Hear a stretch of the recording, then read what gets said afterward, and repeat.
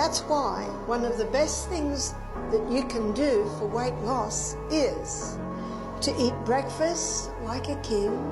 I have to admit that I think I eat lunch like a king and breakfast like a queen, but whatever. And sometimes the queen eats as much as the king.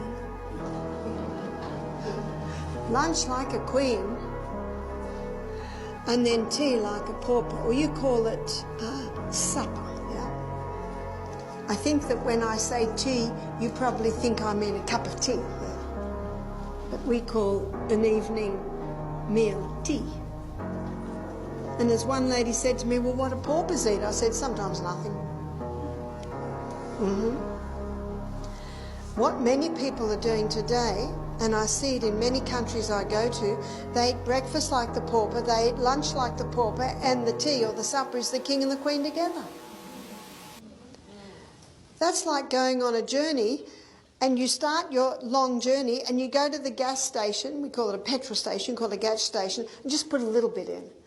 And then an hour later put a little bit more in, and then an hour later put a little bit more in, and then you've done this all day. And then you finally get to your destination, you go into the gas station and you fill your tank and then park it in the garage. How much sense does that make? And yet that's what most people are doing.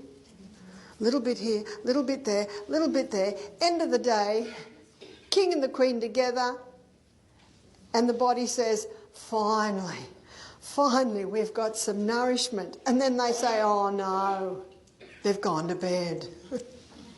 So what are we going to do with all these calories, these units of energy? We're just going to have to store them. It's really only probably the last 100 years that the main meal has been had at the end of the day. In fact, traditionally, the main meal was always in the middle of the day, especially before electricity, because they didn't have the light at night and it was just more convenient.